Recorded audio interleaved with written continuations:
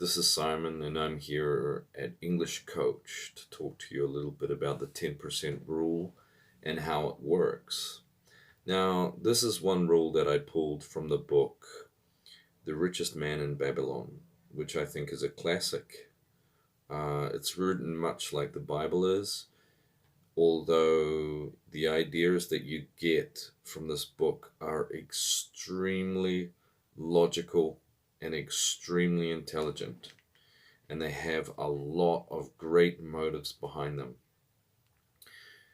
Today, I'd like to talk about just one of those rules. Well, actually, it's kind of two because it's pay yourself first and the 10% rule, kind of combined into one rule. And what I'd like to tell you about this is that we all look for some kind of secret or some kind of strategy that will help us be able to get wealthy or rich. The truth of the matter is, there is no little strategy or stock that you could buy or other thing that you could do that will get you rich if you don't have this first rule, which is the 10% pay yourself first rule. Now, the reason why you can never get rich just by investing or just by saving a little bit of money every month is because usually these practices by themselves are not going to get you out of debt. They're not going to help you to look at life with a prosperous pair of eyes as opposed to a pair of eyes that sees lack and sees poverty. So I'd like to continue on this line of thinking when we start this rule, which is pay yourself first. Now, pay yourself first means that when you get your salary, you pay yourself 10% of that salary first. That means that before you think about paying any of your bills, before you think about paying any of your groceries or your desired purchases for the month, you put away 10% of that salary into your bank account or trust fund or directly into your investment. Usually it is better to have some kind of trust fund or savings account first, and as that builds up, then you make a secondary or a tertiary decision on where that money is going to go.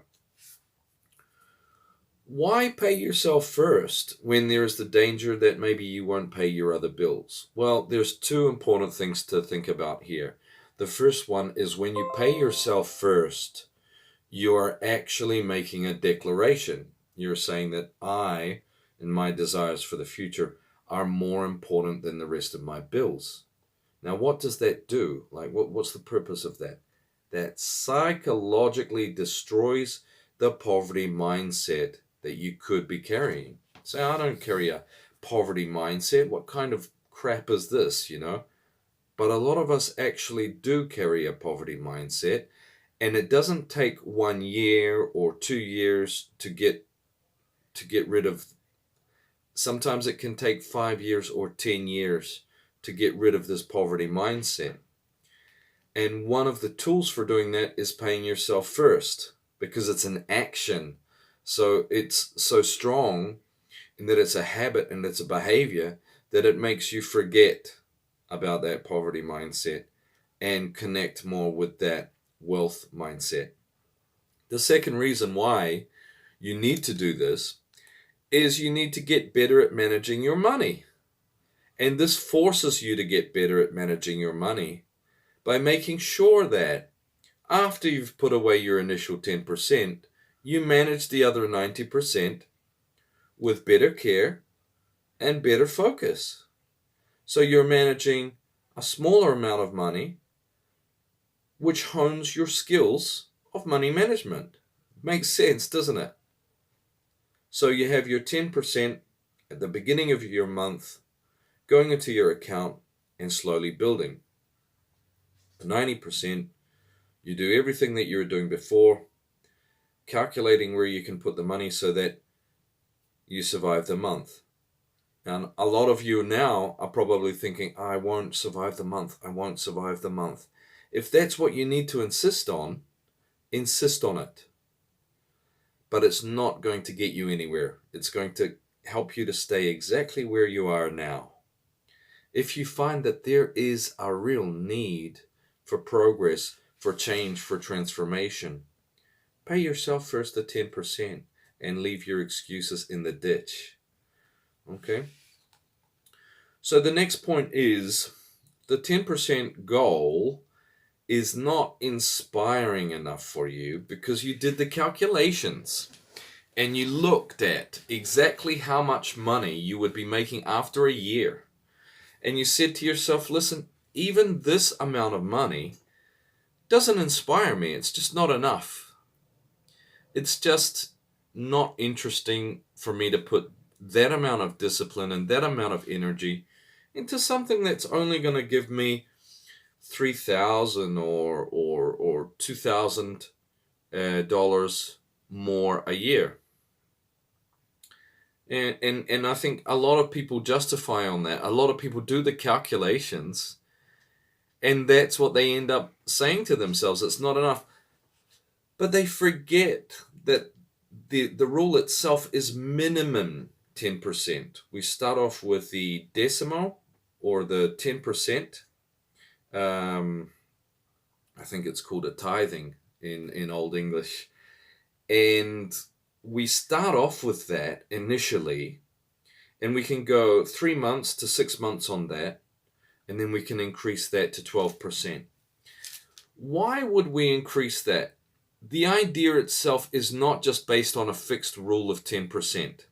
The idea itself is that you pay yourself that 10% first and slowly build on it. The 10% is where you want to start. It's not where you want to finish in 2 years or 3 years. For example, maybe over 1 year, you want to get to 13%. Okay?